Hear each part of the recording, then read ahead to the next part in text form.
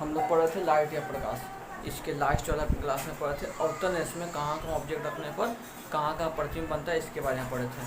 आज पढ़ेंगे उत्तल लेंस में कहाँ कहाँ ऑब्जेक्ट रखने पर कैसे कैसे प्रतिबिंब बनता है, उसके बारे में पढ़ेंगे। ठीक है, अवतल लेंस में उससे पहले हम लोग देखेंगे कि अपसारी, पैरेलल मतलब और सभी रेखाएं हैं, वो सब रेखाएं कैसे एक दूसरे में फैलती है या फिर सिकुड़ती है, मतलब केंद्र की तरफ आकर्षित कब करती है रेखाएं और कब केंद्र के बाहर छिटकती हुई प्रतीत होती है। हम जब तक नाम लिखा है तब तक स्क्रीन पे अगला दिन वाला थोड़ा सा कुछ पैटर्न आएगा, उसको देख लो और समझ लो, और लगेगा कि इंपॉर्टेंट है तो स्क्रीनशॉट ले लेना, बाद में कॉपी में उसको नोट कर लेगा। ठीक है,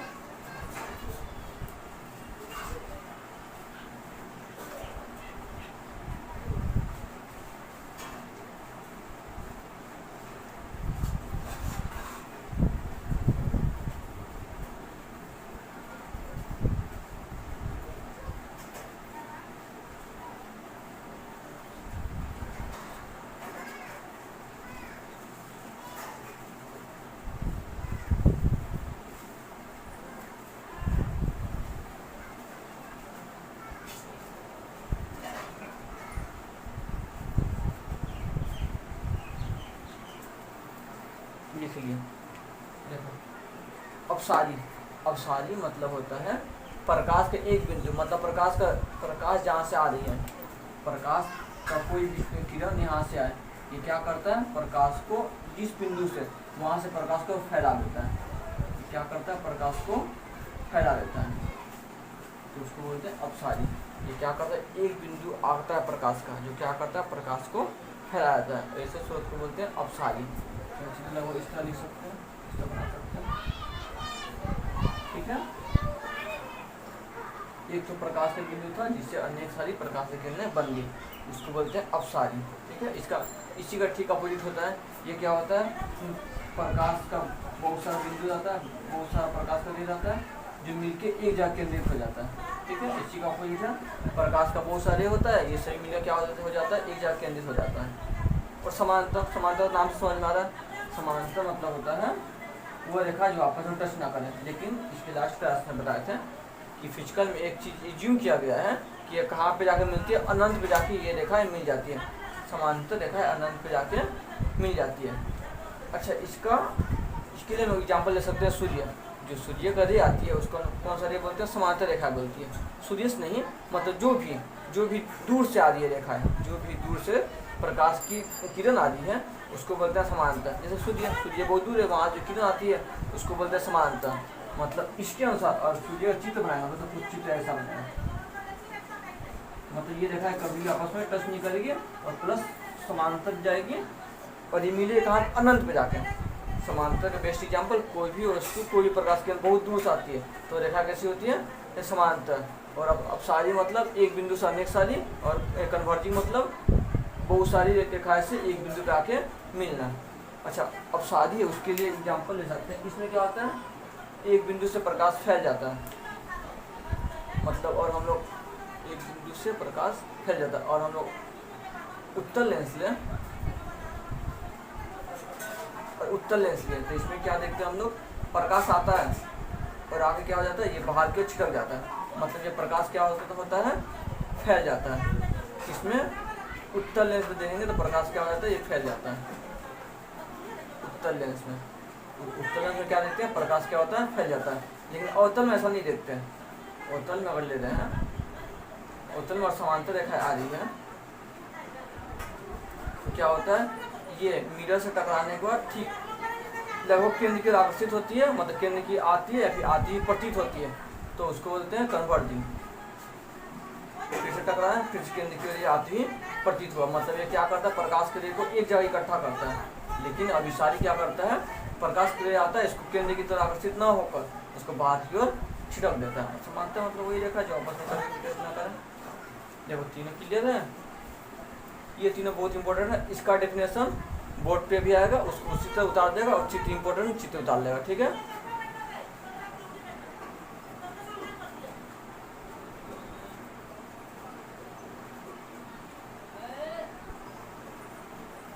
अब देखते हैं अवतल लेंस में अवतल दर्पण द्वारा प्रतिबिंब कहाँ कहाँ बनता है। उत्तल वाला सीख लिए थे हम लोग, अब अवतल वाला देखते हैं। अवतल सीख गए तो उत्तल लेंगे।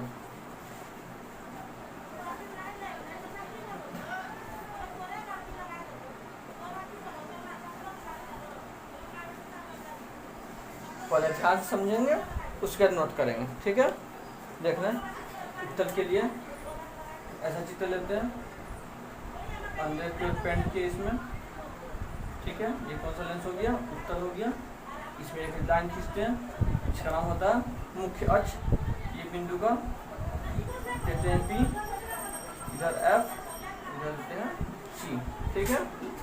और ये हम हमारा अनंत रेखा है, अनंत पे ऑब्जेक्ट। देखो इसका पहले लोग अवतल में क्या सीखे थे, अवतल में सीखे थे हम लोग एक लेंस लिए जिसमें 6 जगह दिखाए थे हम। एक अनंत पे लेते थे, इसका नाम था C, इसका नाम था F, इसका नाम था P।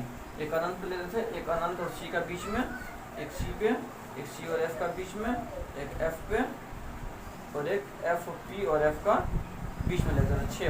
6 तो देखा तो पॉइंट नहीं, इसमें नहीं, इसमें मेनली 2 ही इंपॉर्टेंट होता है। एक अनंत पे देखेंगे, एक अनंत और P के बीच में कहीं पे भी, मतलब F C कहीं पे भी हो सकता है, लेकिन लगभग सबके बराबर होता है। कहने मतलब एक ऑब्जेक्ट लेंगे अनंत पे और दूसरा ऑब्जेक्ट कहीं भी, इसमें से कहीं भी ले सकते हैं दूसरा ऑब्जेक्ट। ये लेने पे प्रतिबिंब लगभग एक ही जगह बनता है, इसलिए 6 को दिखाने का जरूरत नहीं है। एक 1 पे लेंगे मतलब इन्फिनिटी पे, और दूसरा जो लेंगे इसमें किसी पॉइंट पे लेंगे तो प्रतिबिंब वहीं पे बनेगा, ठीक है। इसमें रेस कर दें, उल्टा एक तरफ मान ले रहे हैं, दिखाने में आसानी होगा। F और C, लेकिन इस साइड होता है इसका फोकस और सेंटर, इस साइड होता है, इस साइड हम सिर्फ सोल्व करने में आसानी हो इसलिए बना लिए हैं, ठीक है। दिखा रहे हैं, एक ऑब्जेक्ट को रखें, इसका नाम दिए AB। ऑब्जेक्ट से एक समांतर रेखा खींचे, ठीक है। समांतर रेखा जो होता है, अब ये कहाँ से पास होना चाहिए, फोकस है, लेकिन ये कौन सा लेंस है, उत्तल है, जिससे कारण क्या होता है, जो रे है वो केंद्र के नहीं आके बाहर की ओर छिड़क जाता है। क्यों, अपसारी के कारण। इसका प्रकृति जो होता है वो अपसारी प्रकृति का होता है, तो F पे नहीं जाए, कहाँ चला गया, बाहर की ओर छिड़क जाता है, ठीक है। चित्र से नीचे तक बनाना, एक रे और यहाँ से तो कहाँ छिड़क जाता है, बाहर की ओर छिड़क जाता है, लेकिन हमको क्या चाहिए, F की ओर। तो उसको जूम कर लेते हैं, मान लेते हैं कहाँ से F पे किरण आके मिलता है। इसको माने ये वास्तविक नहीं होता है, इसको कल्पना की है, मतलब ये काल्पनिक प्रतिबिंब बनेगा। उसमें वास्तविक बनता है, इसमें कैसा बनेगा, काल्पनिक। फिर से ले रहे हैं, दूसरा ले लिए एक तो, ये भी क्या हो जाता है, ये भी बाहर की ओर छिटक जाएगा, लेकिन और इसको हम कल्पना करेंगे तो ये कहाँ से छिटका होगा, F पे जाके, ठीक है। मतलब इसमें जो प्रतिबिंब बनेगा, प्रतिबिंब कहाँ बनेगा, F पे बनेगा, क्योंकि दोनों पॉइंट कहाँ पे मिल रहा है, F पे आके मिल रहा है, फोकस पे, ठीक है। क्लियर है, ये कहीं से भी जाएंगे। देखो तो एक और दिखा रहे हैं, ये उत्तल लेंस, देखो ऑब्जेक्ट को रखें, ऑब्जेक्ट को कहीं रखें, मान लो यहाँ रखें, यहाँ छिटक जाएगा, यहाँ रखें, ये भी छिटक गया, ये रखें, ये भी छिटका, ये रखें, ये भी बाहर छिटक गया। लेकिन और ध्यान से मिलाने की कोशिश करेंगे तो ये सारा पॉइंट पीछे से करेंगे तो कहाँ पे मिलेगा, F पे आगे मिलता है, ठीक है। मतलब प्रतिबिंब कहाँ बनेगा, कॉन्वेक्स में, और उत्तल लेंस और उत्तल दर्पण में ऑब्जेक्ट को इन्फिनिटी बिंदु पर रख रहे हैं, तो जो मेरा चित्र बनता है प्रतिबिंब कहाँ बनता है, फोकस पे बनता है। साथ साथ बोलते रहेगा, प्रतिबिंब में देखें, प्रतिबिंब में क्या कर देखें, प्रतिबिंब में एक नंबर देखा, प्रतिबिंब कहाँ बनता है, फोकस पे बनता है। लिख लेगा हम जिससे बोलना है, प्रतिबिंब कहाँ बनता है, फोकस पे प्रतिबिंब बनता है। शॉर्टकट नहीं मारेगा, बाद में समझना है इसलिए इसको पूरा लिख लेगा, फोकस पे प्रतिबिंब बना। लेकिन हम देखते हैं प्रतिबिंब इसका पहले कहाँ बनता था, मिरर के सामने, जहाँ मिरर वहाँ, अब कहाँ बन रहा है, मिरर के विपरीत, और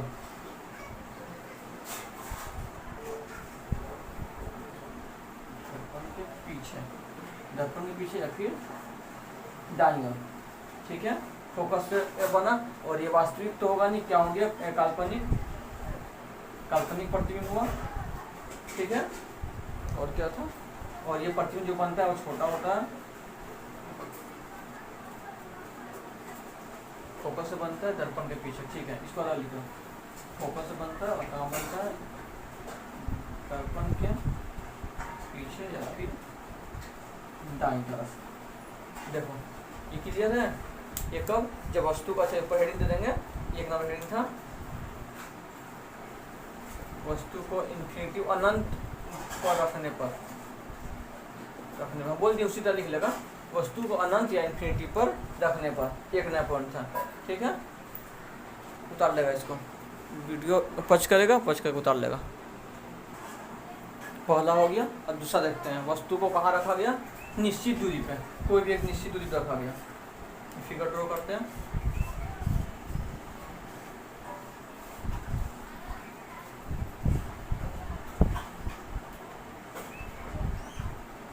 लाइन टाने, नाम मुख्य अक्ष, इसका नाम P, इसका F, थोड़ा दूर लेते हैं तो सुनता बनेगा, इसका नाम F, इसका नाम P, C। ठीक है, इन्फिनिटी था। देखो यहाँ भी नाम देते लेकिन नहीं देंगे क्योंकि यहाँ पे फिक्स नहीं है कहाँ पे वस्तु को रख रहे हैं। इन्फिनिटी और F का बीच में रख सकते हैं या फिर कहीं भी रख सकते हैं, कोई भी एक निश्चित दूरी यहाँ से लेके यहाँ तक का बीच में कहीं भी वस्तु को हम लोग रख सकते हैं, ऑब्जेक्ट को कहीं भी रख सकते हैं। ठीक है, ऑब्जेक्ट को यहाँ रखे हम लोग, इसका नाम दिया A और B। ठीक है, सबसे पहले ऑब्जेक्ट को पैरेलल लाइन समानता पास करा, क्या होगा ये, अब सारी होने के कारण बाहर की ओर छूट जाएगा, लेकिन और इसको मिलाने की कोशिश करें तो ये कहाँ पास होगा, फोकस होगा पास। ठीक है, ये तो पहले सीख लिया, एक क्लियर है। अब दूसरा देख रहे हैं, दूसरा यहाँ से गया और देख रहे हैं यहीं से वो रिटर्न आ गया और रिटर्न आ गया। ये कब पॉसिबल है, हम बताए थे ये कब पॉसिबल होता है, जाता है उसी पर से रिटर्न आ गया। कब पॉसिबल होता है, जब जो प्रकाश है वो कहाँ से पास होता है, सेंटर से पास होता है, तब उसी पर से रिटर्न हो जाता है। जब सेंटर से पास कराएं इसको, सेंटर से गया और वापस उसी पथ में वो रिटर्न हो गया। तो प्रतिबिंब इसका कहाँ बना है, यहाँ पे। देखो प्रतिबिंब चित्र थोड़ा मिस्टेक बना है, प्रतिबिंब P और F के मध्य बनता है। जो प्रतिबिंब यहाँ बनता है वो कहाँ बनता है, P और F के मध्य बनता है। अच्छा, इसका पता लिखा है तो प्रतिबिंब सीधा बनता है, और नहीं लिखा है तो लिख लेगा तो प्रतिबिंब सीधा बनता है। प्रतिबिंब का ऊपर बना मतलब सीधा बनता है, नीचे बनेगा मतलब उल्टा। मतलब हम लोग क्या देख रहे हैं, उत्तल लेंस में हमेशा प्रतिबिंब सीधा बनता है, अवतल में ऐसा नहीं होता था। अवतल में 5 में प्रतिबिंब उल्टा बनता था और 1 वाला में प्रतिबिंब सीधा बना था। ठीक है, इसमें देख लिया। इसमें देखते हैं प्रतिबिंब में क्या क्या देखें। प्रतिबिंब में देखें कि प्रतिबिंब कहाँ बन रहा है, P और F के मध्य, P एंड F के मध्य बन रहा है। और ये कैसा बन रहा है, ऑब्जेक्ट से छोटा, ऑब्जेक्ट से छोटा। और ये वास्तविक नहीं, ये कल्पना किया गया, इसलिए काल्पनिक। कहाँ बना, दर्पण के दाईं ओर, दर्पण के दाईं ओर। ठीक है, बस 4 पॉइंट। देखो यहाँ तक क्लियर है सबका। सारा जहाँ भी कहीं भी रखते हैं इसको तो लगभग प्रतिबिंब यहीं पे बनता है। ठीक है, इसको नोट कर लेगा। बस 2 ही पॉइंट इसके लिए था। अब देखते हैं उपयोग, उत्तल दर्पण और अवतल दर्पण का उपयोग कहाँ किया जाता है। ठीक है, उत्तल दर्पण हम लोग कम देखे, उत्तल दर्पण में हम लोग कम पॉइंट देखे, 2 पॉइंट। इसमें और क्या खास बात था, इसमें सारा प्रतिबिंब ऑब्जेक्ट से छोटा बनेगा, लेकिन अवतल में ऐसा नहीं होता था। इसमें कम पॉइंट होने के कारण सारा प्रतिबिंब लगभग एक जगह बनेगा, इसलिए उत्तल दर्पण का उपयोग बहुत कम किया जाता है। ठीक है, अच्छा इसमें और कॉमन सेंस लगाएंगे तो उत्तल दर्पण का उपयोग कब किया जाएगा, जब प्रतिबिंब को छोटा बनाना होगा तब, क्योंकि इसमें हमेशा प्रतिबिंब छोटा बनता है। जब भी प्रतिबिंब छोटे प्रतिबिंब की आवश्यकता होगी तब हम लोग उत्तल दर्पण का उपयोग कर सकते हैं। जैसे और तुम लोग गाड़ी का ड्राइवर देखा होगा, गाड़ी का ड्राइवर का जो साइड में मिरर लगा था, छोटा सा मिरर, उसमें देखा उत्तल दर्पण का प्रयोग किया जाता है, क्योंकि उसमें ऑब्जेक्ट छोटा बनता है। पीछे जो वाहन आ रही है या फिर कोई लोग आ रहे हैं उनको पूरा कंप्लीट देखने के लिए, वाहन तो बहुत बड़ा होता है और उत्तल दर्पण नहीं रहेगा तो वाहन तो मिरर में फिट नहीं होगा, जिसके कारण उसमें उत्तल दर्पण लगाया था ताकि छोटा वाहन का साइज छोटा कर उसमें पूरा देख सके ड्राइवर पीछे कौन सा वाहन, कितना बड़ा वाहन आ रहा है। इसलिए ड्राइवर का जो साइड मिरर होता है उसमें उत्तल दर्पण का उपयोग किया जाता है ताकि प्रतिबिंब उसमें छोटा बने। ठीक है, या फिर स्ट्रीट लाइट देखते हैं, रास्ता में जो लाइट होता है, मार्केट वगैरह स्ट्रीट लाइट देखते हैं, जो लाइट होता है, लाइट में उत्तल दर्पण का प्रयोग किया जाता है। क्यों उत्तल दर्पण का प्रयोग किया जाता है, क्योंकि अभी कहते हैं ये अपसारी प्रकृति होता है। ये क्या करता है, प्रतिबिंब छोटा बनाता है लेकिन प्रकाश को फैला रहता है। अभी हम लोग देखें ये क्या कर रहा था, जो रे पास कर रहा था, ये प्रतिबिंब भले ही छोटा बना रहा था, लेकिन प्रकाश को क्या कर रहा था, डाइवर्ट कर दे रहा था, इसको बाहर की ओर फैला दे रहा था, जिससे कारण जो होता है स्ट्रीट लाइट वगैरह, उसमें हम लोग उत्तल दर्पण का प्रयोग करते हैं। ठीक है, देखो क्लियर है। पहला लिखते हैं गाड़ी ड्राइवर का साइड मिरर,